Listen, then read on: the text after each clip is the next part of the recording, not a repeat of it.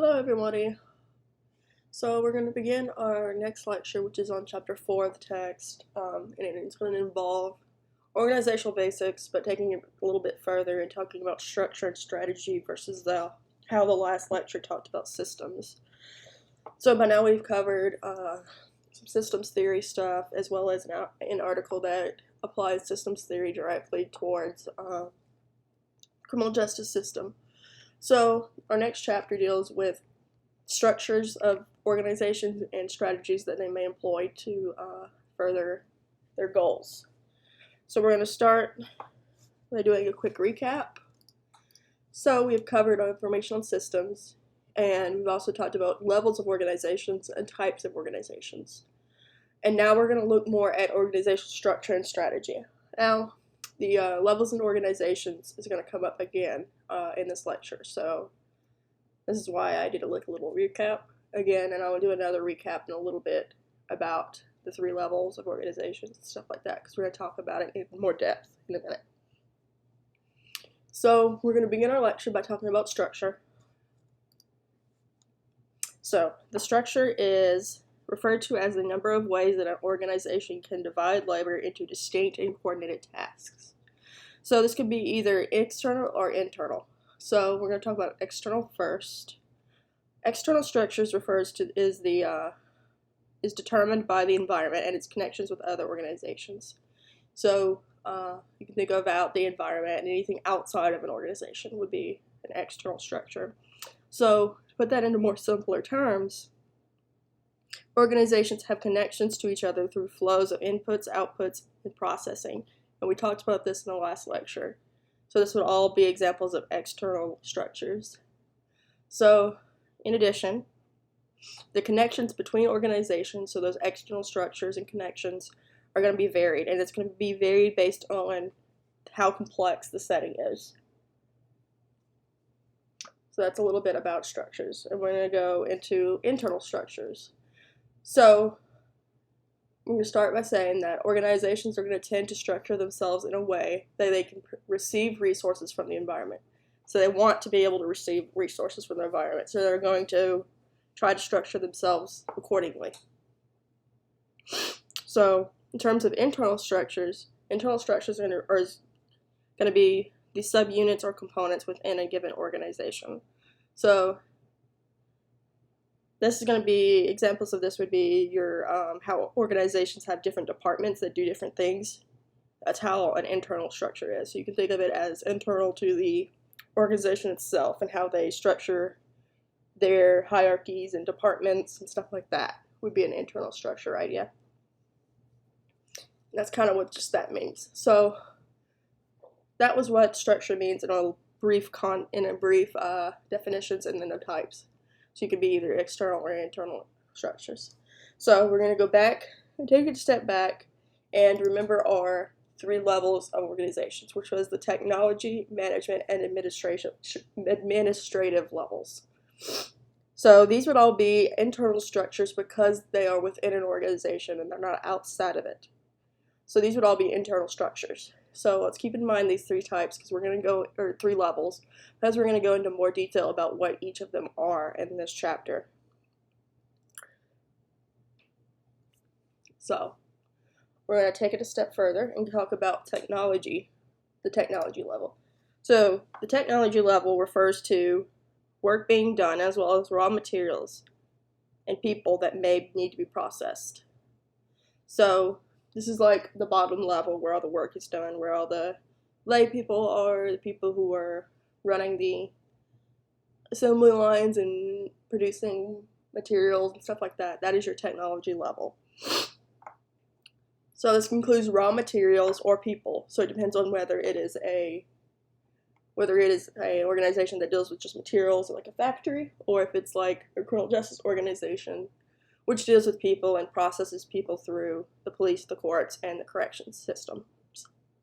So that is the technology level. So like I said, for our CJ system, it would be the offenders would be your technology level, and people who work with the offenders and police who arrest them, courts, all that would be your technology level. So the next thing we're going to talk about is Thompson. Now, Thompson we've been talking about a couple times throughout. He is one of those bigwigs in this area. So he posited that technology can be categorized several ways. So first, it's going to be either being instrumentally perfect or being less perfect. And he has other categories as well, but this is the first set of categories that we're going to talk about. So we're going to go further into what these type of categories are. So if you're being instrumentally perfect, it refers to the technical level that always produces desired outcomes. So that's why it's perfect. So no matter what input goes in, the same output's going to be expected. You expect it 100% of the time, that's going to be perfect. So that would be your instrumentally perfect example. So if you put in, trying to think of a good example. So like if you're building a car, you know the car is going to come out perfect. If you keep putting in all the parts, you're expecting the car to come out perfect. The correct parts, all the parts work together and it's going to make a car.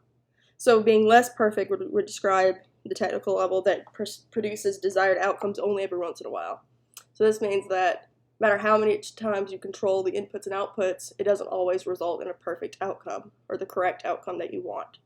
So, and this is usually because uncertainty or a lack of knowledge in producing your outcome. So ZJ level would be sort of like this less perfect idea because you may put an input or an offender into jail or prison to rehabilitate him, but it doesn't mean he's not going to come back and recidivate again. So we don't know whether he will or not, ergo the uncertainty. And that is kind of like the uncertain aspect.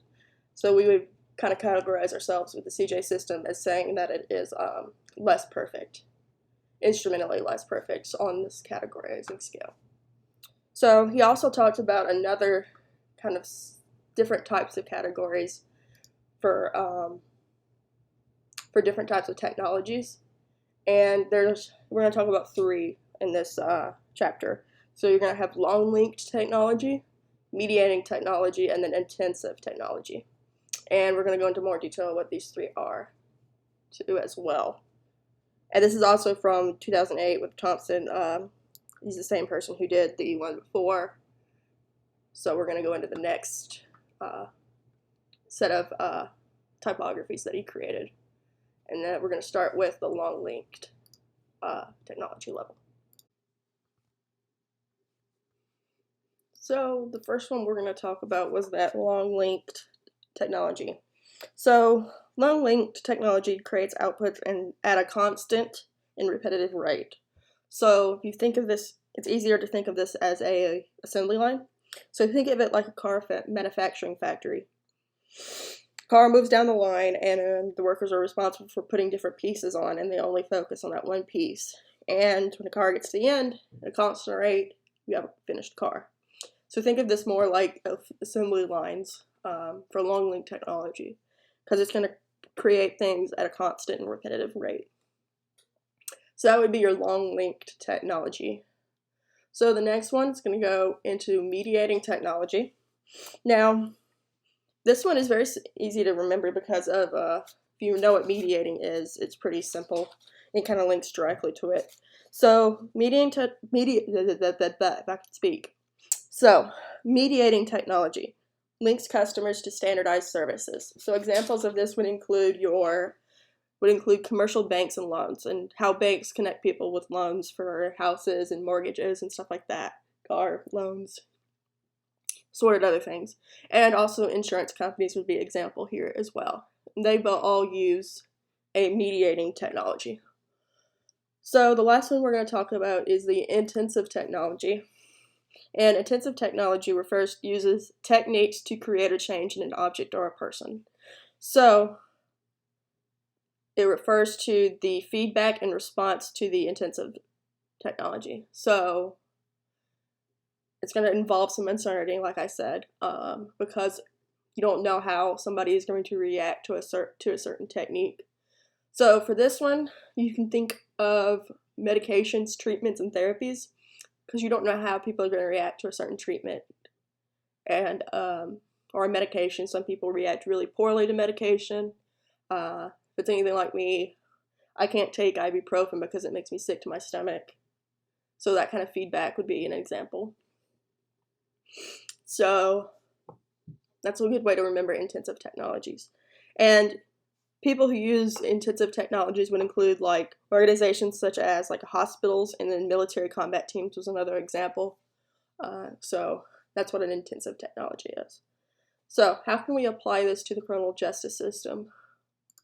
Which is going to be our next idea. So courts can be seen as assembly lines. So you may think of the courts as an assembly line, but so if they're seen as an assembly line, it would make the technology similar to a long link technology or a mediated technology. But as the authors of our text demonstrate, this view of it being like an assembly line is kind of incomplete and kind of false.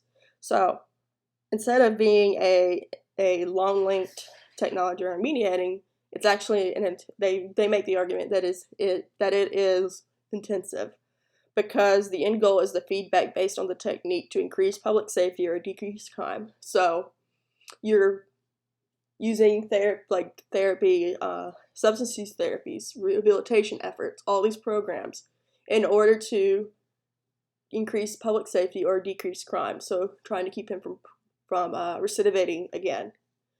So that would be your intensive technology. Like we mentioned earlier, you could also categorize it as a less than perfect technology, because that desired outcome that you achieve isn't always promised. So sometimes you'll get somebody who still still recidivates after they are released, and others will not and lead better lives. So it kind of depends. So that's how these would be applied directly to your criminal justice system. So the next level, we're going to move up a level to the management level. Now, there wasn't a whole lot talked about the management level, but we're just going to give it a nice definition and explain it a little further. So your management level is a mediator between the technology level and your administrative level.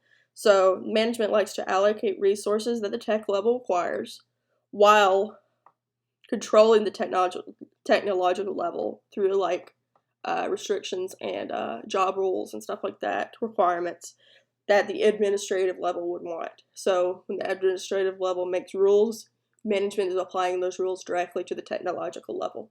So they're kind of the mediator between the two, kind of like applying it. They try to keep both sides happy with each other. So that would be your management level.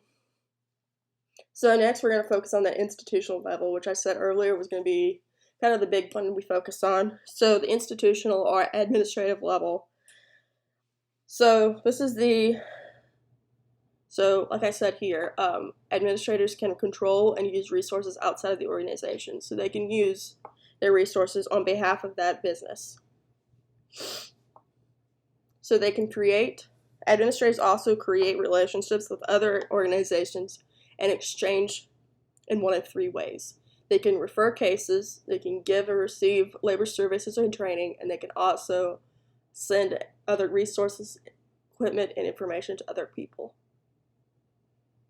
So it's kind of the stuff that administrators can do, and then they create those relationships with organizations. Our next chapter is going to be heavy on these relationships between different organizations. So we're going to spend more time talking about the exchanges and stuff on the next chapter. But this is like a little introduction to that idea of interrelationships. So then we're going to talk about some of the contingencies and constraints. So the book mentions these somewhat briefly, but refers to contingencies that occur when it is either desirable or required to discontinue support to an organization.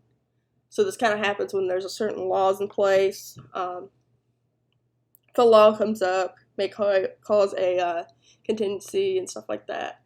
Constraints are going to be your capacity limitations when they're not feasible alternatives. So if there's some kind of restriction in place to say you can only do 80% of your job, that is a constraint because it's limiting your output.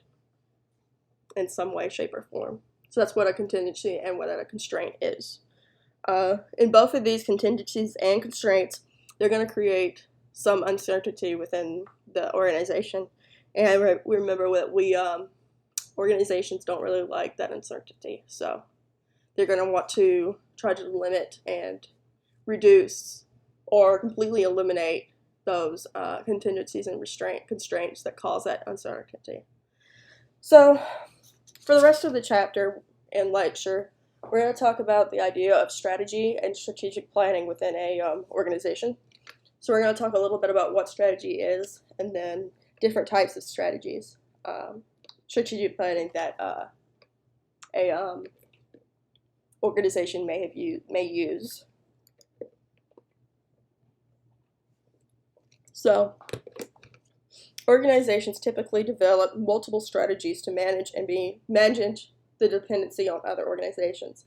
So, like I said earlier, they kind of want to manage it and try not to rely on others as much as possible. They don't want to be reliant on somebody else. They would rather be completely independent of each other, but that's not always the case.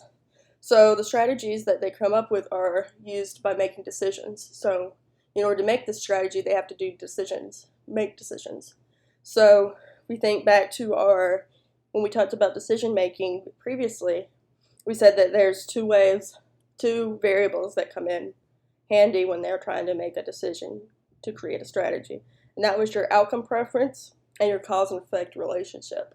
So both of these variables are used to make decisions, which will make your strategy. So that's how that works. So I also make this note that CJ organizations lack clarity in decision-making variables. So for your outcome preferences and your cause and effect relationships, criminal justice organizations don't have a lot of clarity and cannot predict the effects of their decisions and all this. So they tend to have to rely on other methods to keeping track of that and control their lack of clarity. So, and this goes directly with the concepts earlier that we talked about in previous lectures. I think it was a couple lectures back when we talked about the computational, inspirational, and compromising decision-making strategies.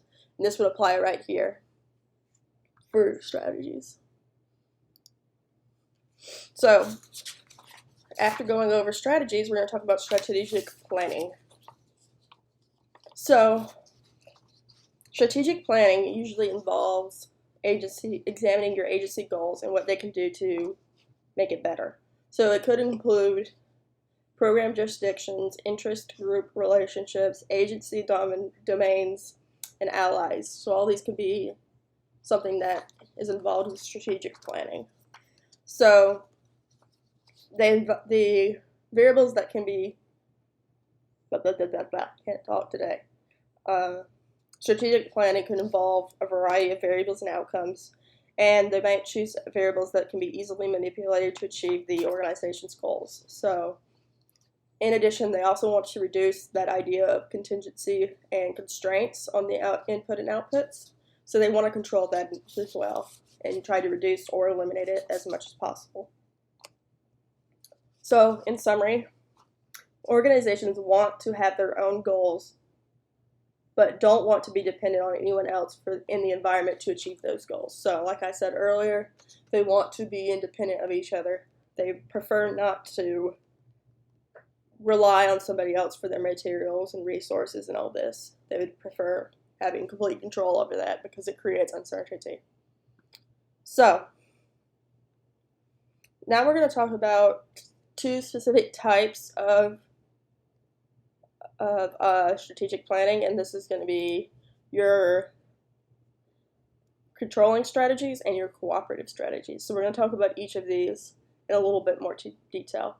Now we're going to spend more time on your controlling strategies because they are used more often than cooperative ones.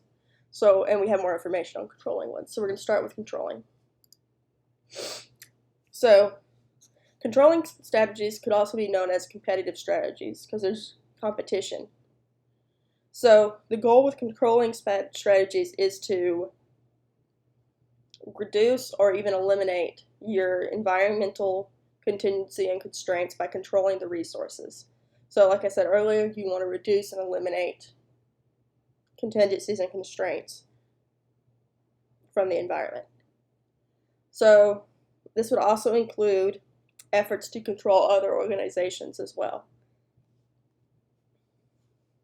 So some examples of this could include sanctioning, which removes resources or encourages oversight. So these could be can be seen as controlling strategies. So for a criminal justice agency, this could include federal investigations, statutes, laws, and stuff like that that control the government, or not the government, the criminal justice system's output and stuff like that. That would control their ability to do their jobs and stuff. So, going a little further, and another example of a controlling strategy would include a consent decree, and this is when this happens a lot with lawsuits with organizations. So a consent decree is kind of like it's a court settlement to resolve disputes without having to admit guilt and liability. So either side doesn't have to admit that they were guilty of something. But in order to have this type of settlement, there must be change in the organization because of that settlement. So while they're not saying they're guilty or liable, they still have to make changes within the organization because of it. So that's what a consent decree would be, which is an example of a controlling strategy. So in addition, there's also another example of your controlling strategies would include the incentives or funding. If the government gives out incentives and funding, it might pressure people into acting a certain way.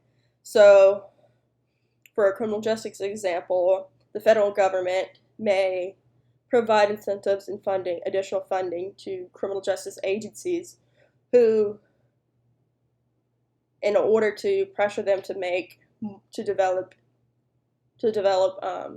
new programs and evaluate other programs. So it's trying to force them to, or kind of force their hand in a way by giving them funding to examine the programs they create and see if they're efficient or not. So that's one way that the federal government kind of uses a controlling strategy on criminal justice agencies in order to make them do what they want in a way, because they're more likely to do something if there's an incentive or some extra money involved, which we've learned multiple times.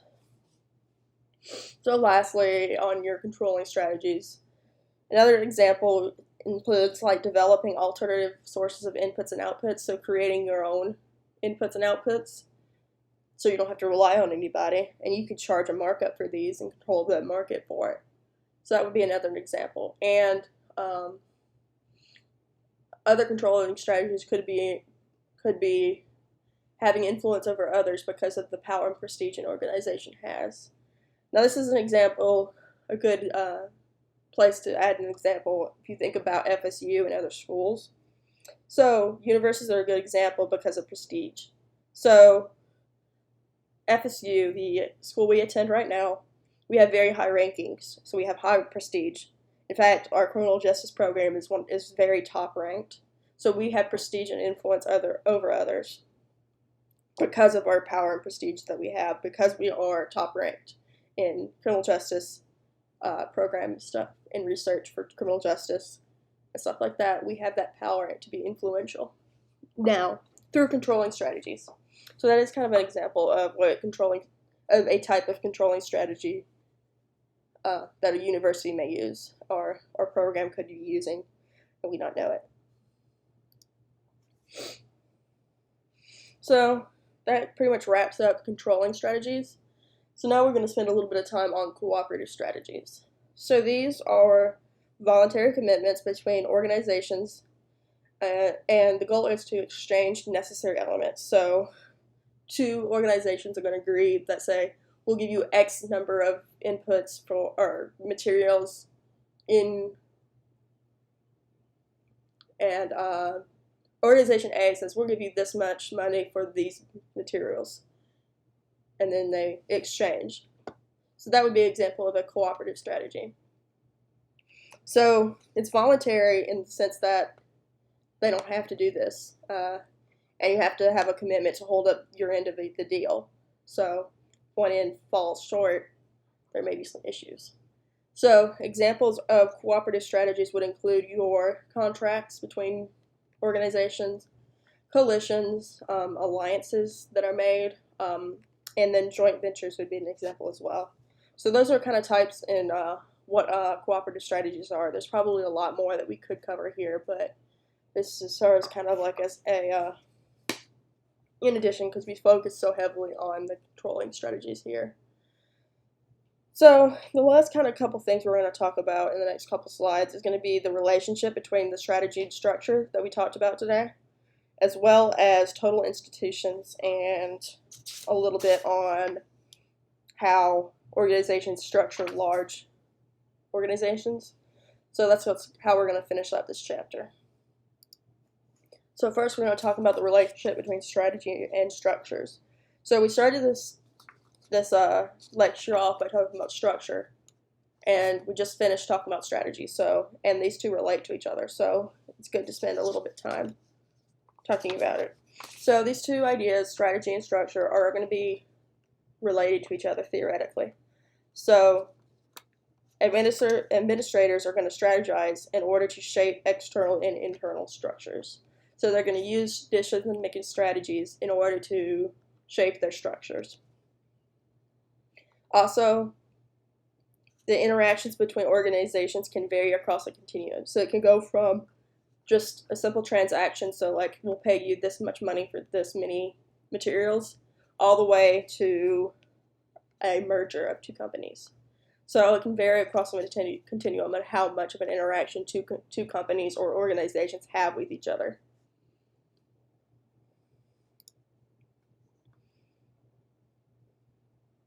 So as we go a little bit further, it talks about this idea of tools. And tools are similar to information exchanges, and organizations can link their activities through tools.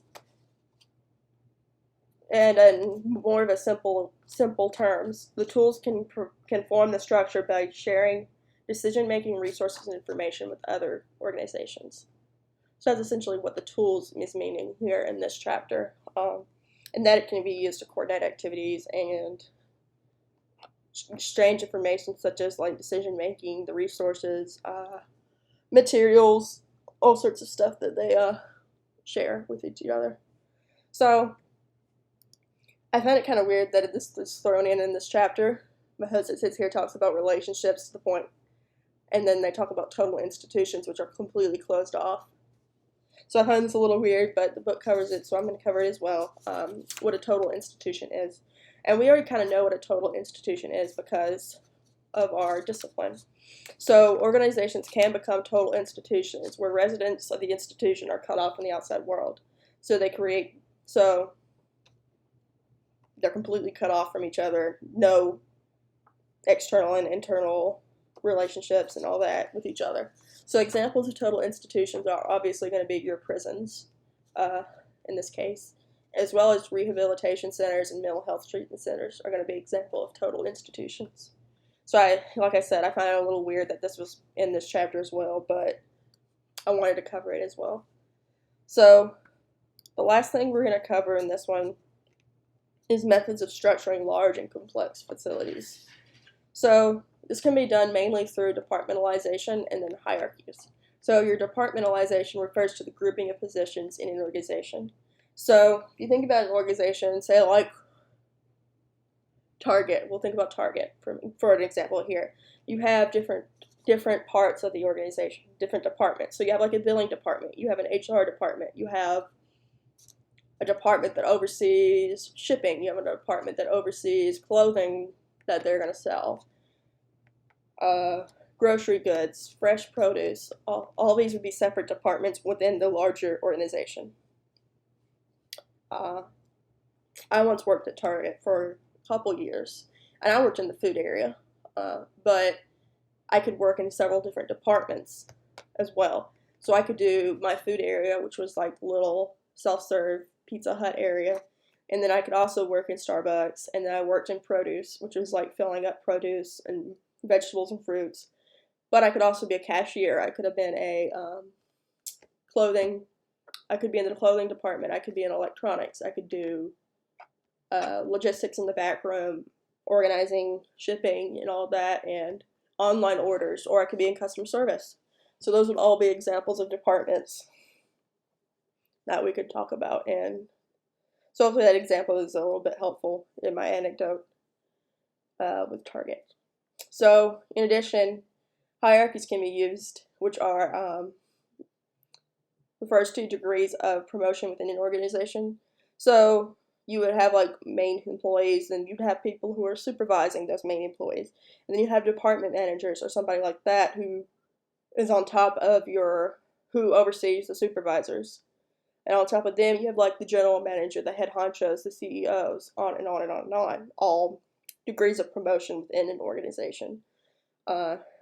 An example of this further would be criminal justice related.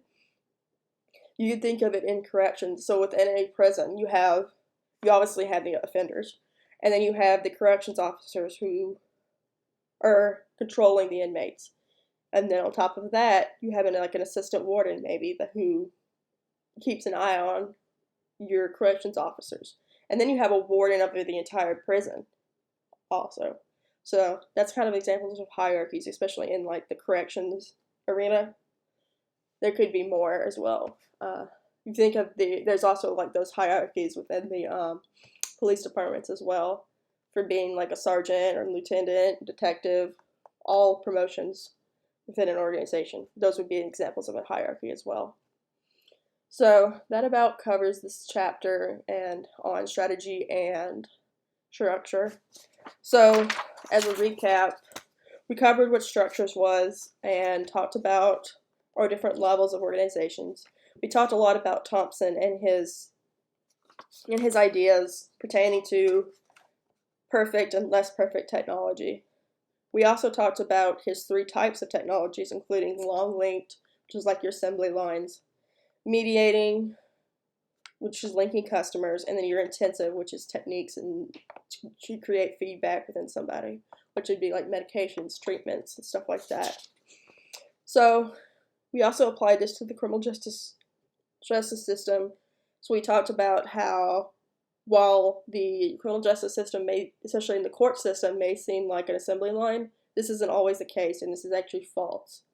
So, and we talked about how it's actually an intensive technology because we're applying techniques and stuff to keep people from recidivating, or hopefully keeping them from recidivating.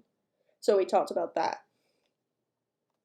We also talked about strategies, and we talked about both controlling and cooperative strategies. So controlling includes those where you're trying to control other businesses and controlling the market, and those would be examples of your controlling strategies. And then cooperative, which we learned were voluntary structures or strategies, and includes like contracts and mergers and stuff like that. So that's pretty much what we covered in this chapter, and that pulls us to the end of week 2 of the course. So we're doing pretty well. So next week's going to be week 3, and we're only going to cover 2 chapters in week 3, and that is because y'all have a midterm due at the end of next week. So I'm going to give more information about the midterm, both as an announcement and maybe in a PowerPoint for week 3. So the midterm's going to come up soon, so just a heads up on that.